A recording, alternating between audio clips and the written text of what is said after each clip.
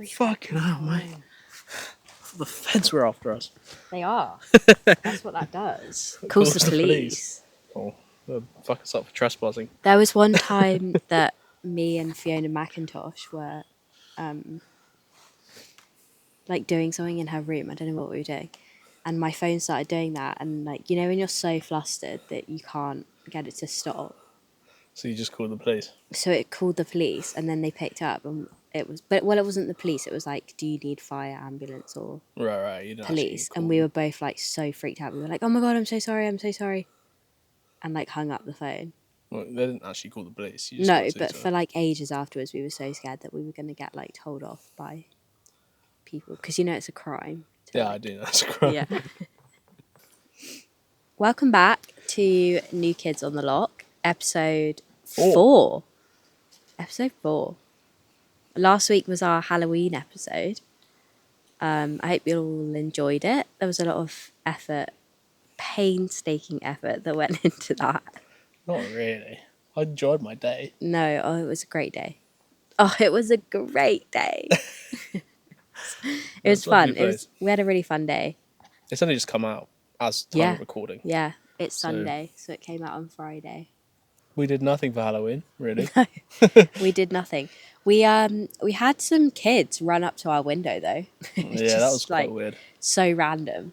Like not even like knock on the door or anything. They just ran straight not into the window, straight up to the window and was just like looking at us. It was super weird. They didn't even say trick or treat. They said, "You got any sweets in?" Yeah, you got any sweets? You got any sweeties? And I was just sort of stood there like. You were creeped out. It was quite weird. It was a bit weird. I closed the curtain after that. Yeah. Does that make me seem like a Scrooge? I don't think so. We didn't give them any sweets either. No, but I think if I'd known that people would have come to the door, I would have Halloweenified it. But I thought because we live in a flat that people wouldn't bother. I think quite a lot of the houses on our road aren't flats, so I think they just come around anyway. But also, if they had knocked on the door and said trick or treat, I would have given them something. Oh yeah, 100%. But they weren't. They were just looking through our window. They were just looking creepily through the window. I was thinking about it afterwards. I was washing up at the time, and I turned around because you said there's kids at the window, and I was holding a knife, and I just thought, fucking hell. Maybe I shouldn't have done that. Get away, you pesky kids. So before we get into where we are, should we delve into a little bit of what we've been doing this week? Sure, mate. So we had my mum and my aunt here over last weekend, which was so nice. It was so nice to have them up here. They've both been to Scotland before, but I don't think either of them have been like Stirling area. No. So it was nice to do a bit of exploring with them. I mean, you didn't do much Stirling exploring, did you? We didn't do too much Stirling exploring, but we went Glasgow. To Glasgow. We took them to Dunkeld. We also, if you've listened to the podcast before, I said that I really wanted to go to an ice hockey game. And we did. We went to our first ice hockey game. We went to Glasgow Clan versus the Five Flyers. And I will insert some clips, I think. Yeah, we'll insert some clips in here.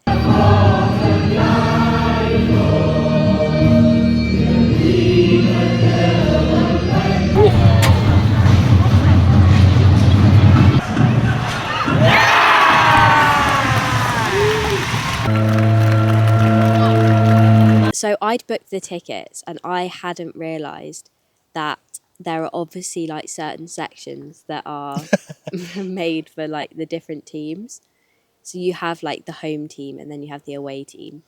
And I had stuck us directly in the middle of Five Flyers. Who we weren't supporting. We were supporting Glasgow Clan. So we'd brought merch. I brought myself a foam finger. And then I stuck us right in the middle of the Five Flyers. Yeah, it was a bit disrespectful. It was a bit tense. I'll put it that way. I will say, like, if they don't advertise where they're going to sit, because there was a very small percentage of people that were Five Flyers fans. Yeah.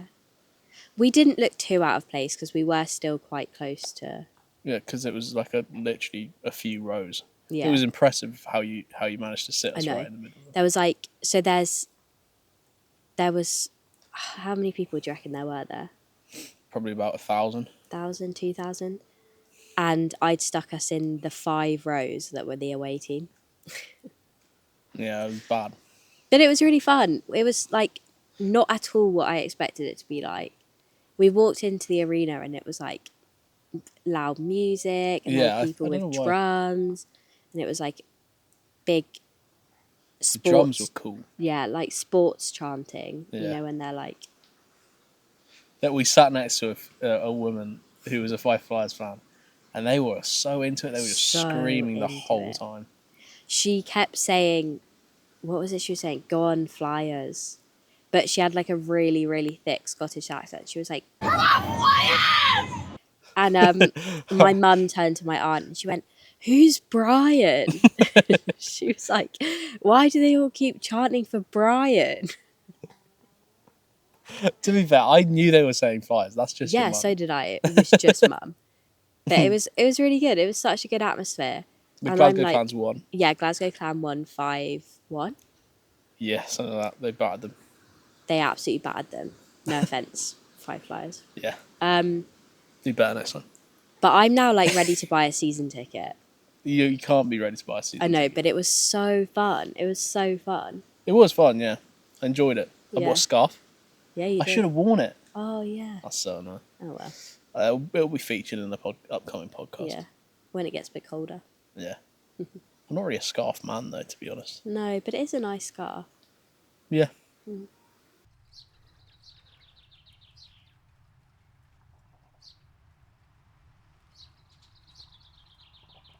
So today we're in Comrie, which is also known as the Shaky Town. And Why is it called Shaky Town?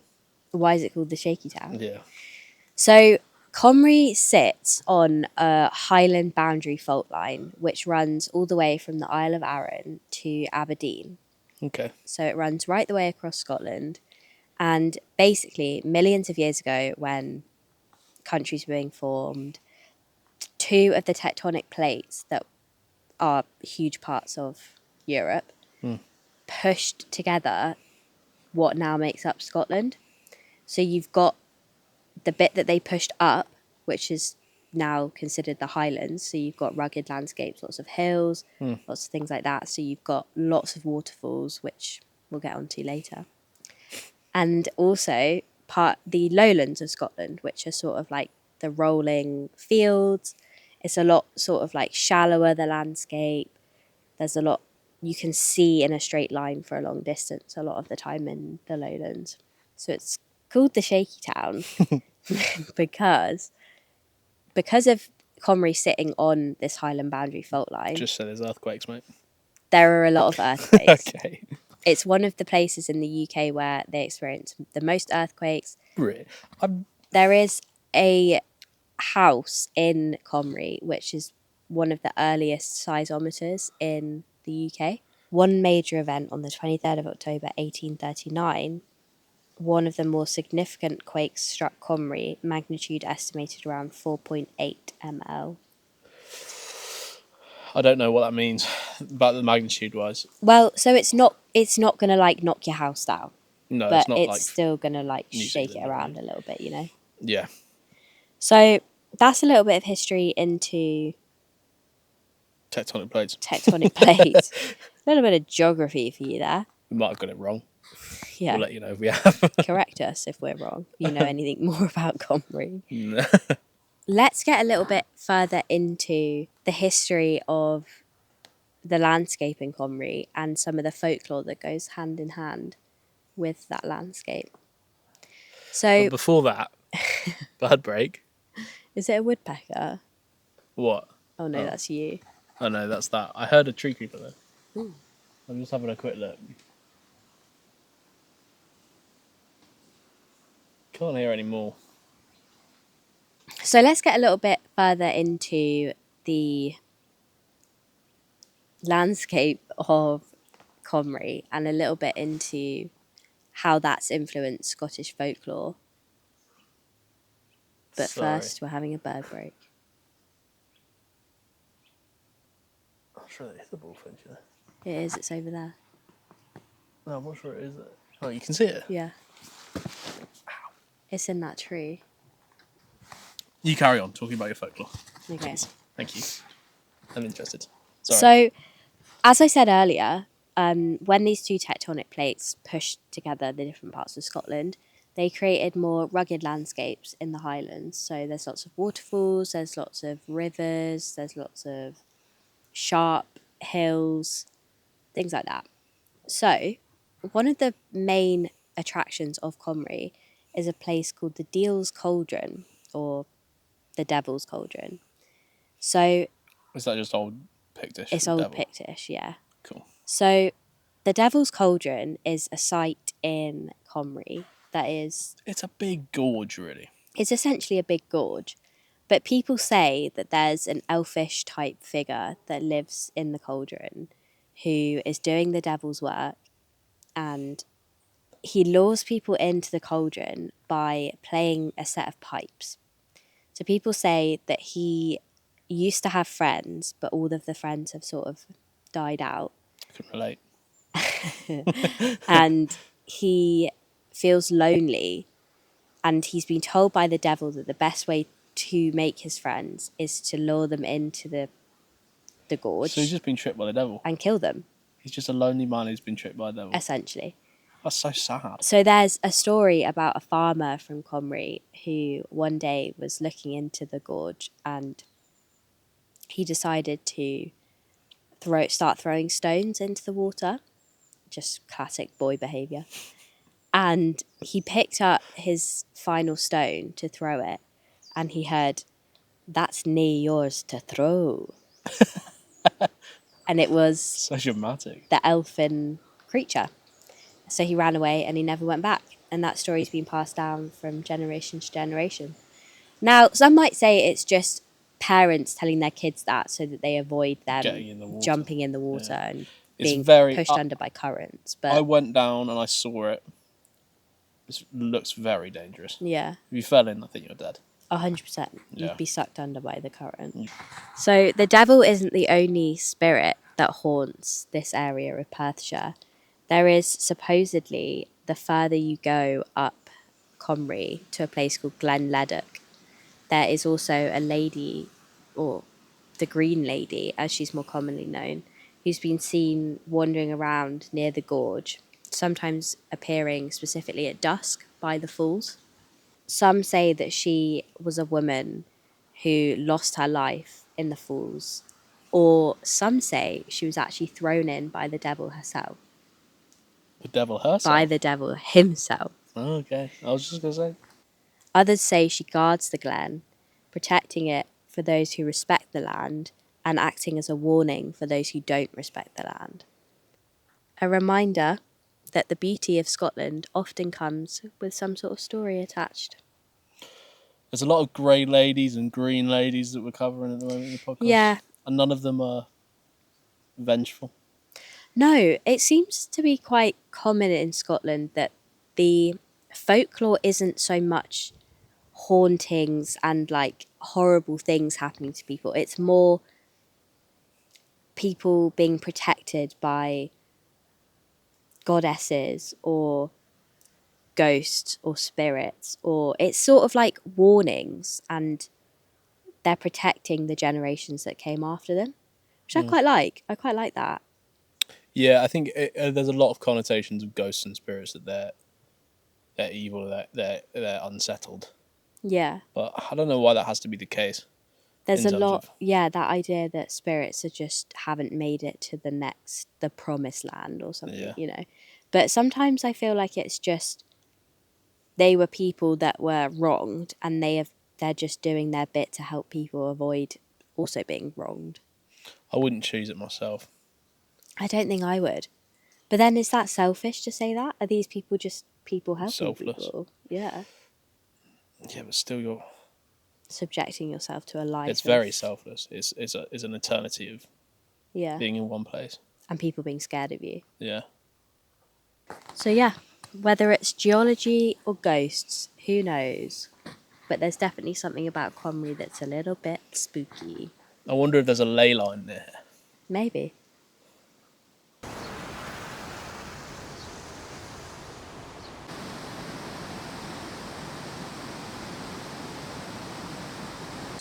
Should we get on to... Yeah, let's get on to word on the lock. So, word on the lock list this week It's me. is you. Okay, so a girl at work told me about this. Scuds. This is me in the future. It is Scuddies. And Scuds. Not Scoods. Like skid mark. I'll give you a clue. Like school. School dropouts. And Oods like... Dudes. No. Nudes. Yes. Someone's nudes being sent around school. Yes. Scoods. Scoods. Interesting. It's a horrible thing to do to someone, by the way. Yeah, but it happens at every school. It happens at every school, and the Scottish have come up with a name for it. Did it ever happen to anyone at your school? 100%. I don't think I ever saw any though, but I heard. I don't think I did. I try not to associate with the type of boys that would send sort of things like that. Yeah. I feel like it did happen at our school. I heard just can't stories remember. about it happening. Yeah. I think it happened a lot. Well, more than it should have. In like the years below us. More than our year. I suppose I reckon it happens quite a lot. Maybe not now. I'm trying to think. The generation below us is a lot more used to social media. And they never experienced life without it, whereas we have.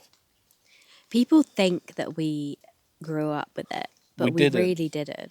I didn't have a phone until I was in year 8. No, me neither. I had a burner, like a little... A burner's like a drug phone. A burner phone. But it was like a burner phone. It was like a little flip phone. Me too. I had a Vodafone own phone in year 7. I had a Nokia. I then went to a Huawei. And then my mum learnt this conspiracy that the Chinese were like spying on us through Huawei products. So she got rid of it.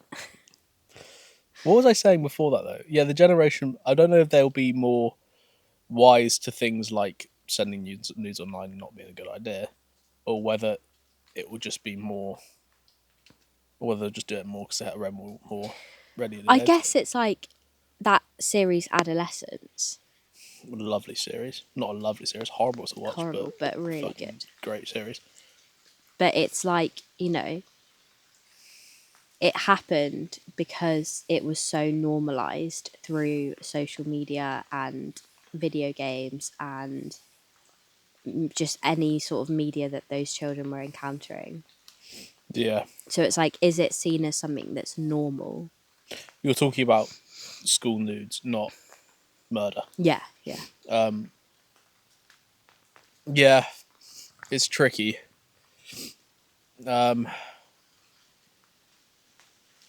I think it is seen as more normal. But then it's also like you can play the other side of like when these things were happening to us at secondary school, no one really realised the extent of the internet at that point. Like we didn't realise that things were there forever.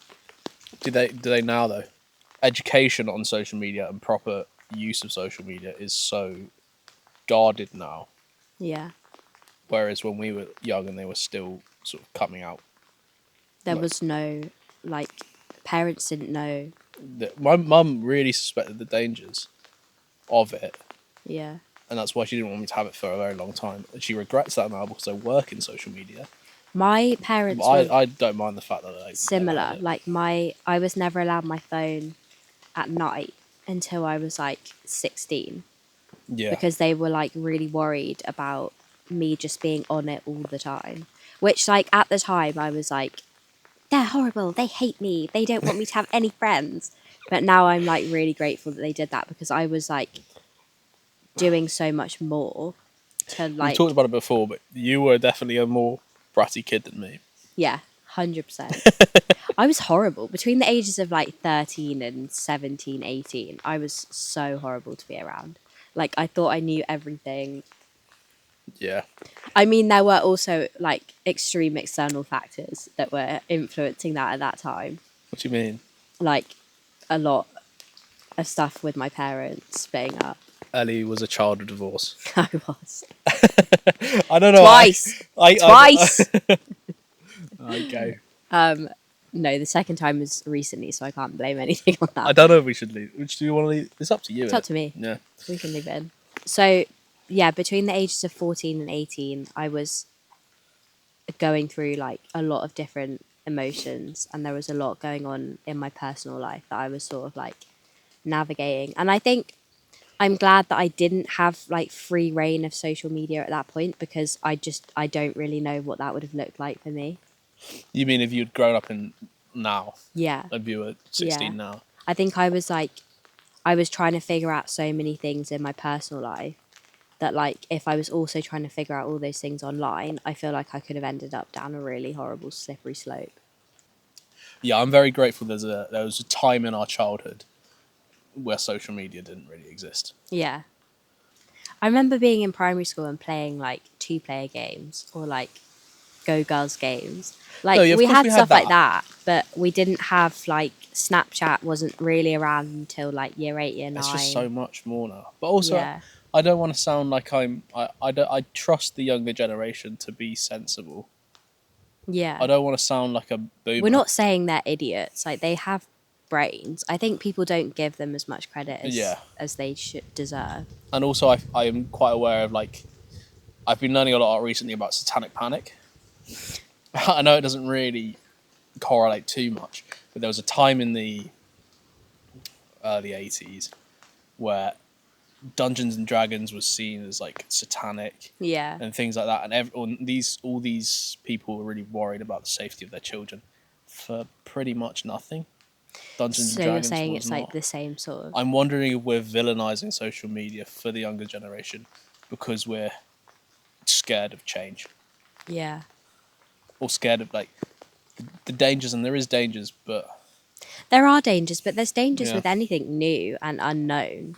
You know, You just it's gotta just trust about the people who use navigating those things. And like, those things have always been around, yeah, and there will always be people that misuse them. But I think it's not so much about these kids being idiots. It's also just about saying like they will learn. You have to give them the opportunity to Yeah. learn it. there needs to be safeguards, but Yeah, for sure. and you need to teach them how to use it. But after that, I think we should try and Yeah. trust. But I also think it comes back to just a general parenting, like just making sure that your kids know respect and boundaries and things like that. And then that should translate into proper use of social media. Yeah, I agree. Not that we're parents, but No, yeah, I'm not. yeah, we would never want to tell people how to parent. It's just if that was like our kids. I think it's a sensible thing to do. Yeah. Especially, I mean, our parents never had to do it, No. but maybe they should have. But I don't know how they would have known the dangers at that stage. Well, they wouldn't have, would they? So it's not their fault. I think they did as good of a job as they could have. It's no one's fault apart from billionaires. Yeah. And if you're a billionaire, why are you a billionaire? Why are you watching our podcast? Give the fucking money away. Don't need £1 billion. We would like some.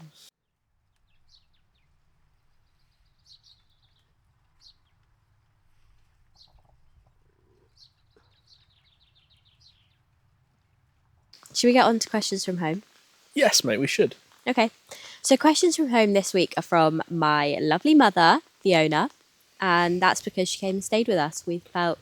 You always do this. You always try and give a reason. There's no reason. Yeah, there's not really any reason, but she came and stayed with us, and therefore I guess it's relevant somehow. Yeah. I wonder what this grass is. It's not grass. It looks like quite samphire, strange. doesn't it? A little bit. Yeah, the stalk's kind of... It's very thick. It looks like whipcord.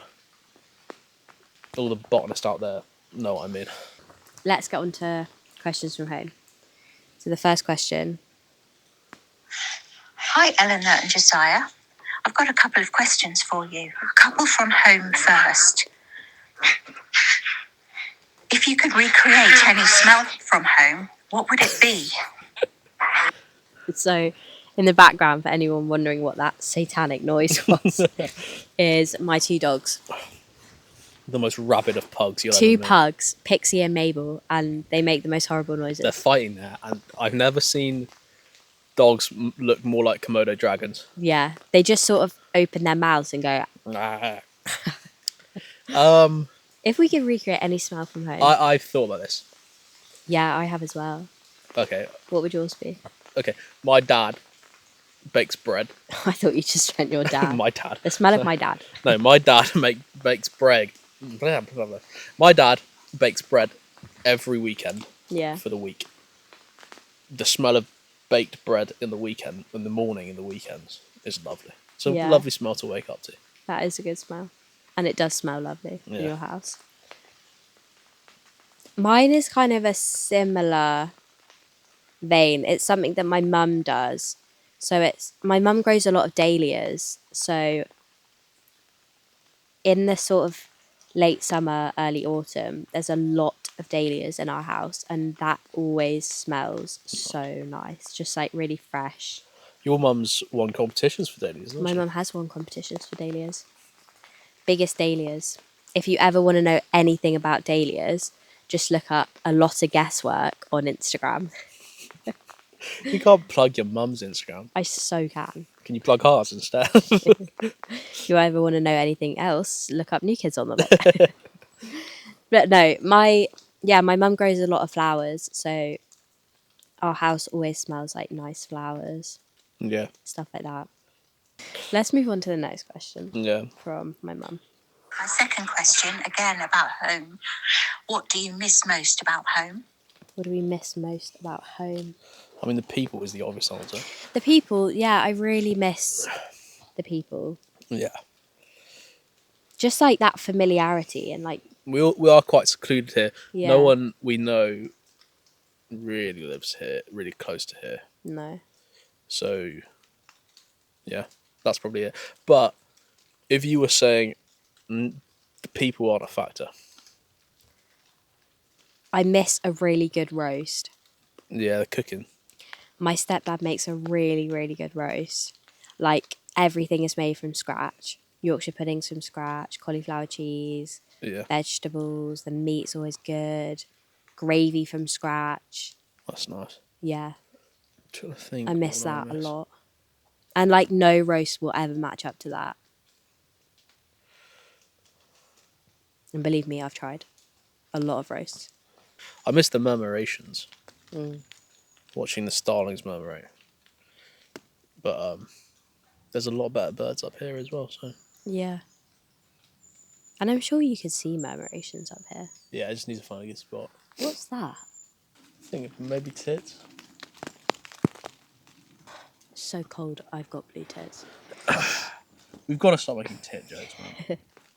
I really need to pee. Like, Mate, so your badly. bladder is like a 2 second bladder at the moment. Ellie's going to do a pee just off camera. I will talk about bamboo. I learned a really good fact about bamboo the other day. So basically, the fact is, Ellie's pissing behind the camera. The fact is that bamboo flowers, but it only flowers around once every 120 years. But when it does flower, afterwards it just dies. And but most bamboo breeds and reproduces through cloning, but that bamboo is genetically identical to its mother, whereas the flowering bamboo isn't genetically identical to its mother. It's slightly different. But what you'll find is when the mother is cloned, they will, no matter how far along on that 120-year clock, they will die at the same time. They will flower and they'll die at the same time. So This bamboo story is the most boring thing I've ever heard. it's I don't know why I find it so interesting. It's the just second weird. time I've So no heard matter where they are in the world, if the bamboo Red is squirrel! On that tree trunk. Running up the tree trunk towards the... I see it. It's gone. Oh no, it's running back up. Yeah, I see it. I don't really need my binoculars. Red squirter. This is why I'm so good at looking at them. Because I don't... bore myself to sleep talking about bamboo. Fuck you, man. My bamboo, I don't know why I find it so interesting. But anywhere in the world, if the bamboo is cloned, it will die and it will flower at the same time. It's just weird, isn't it? And with that, we'll say goodbye.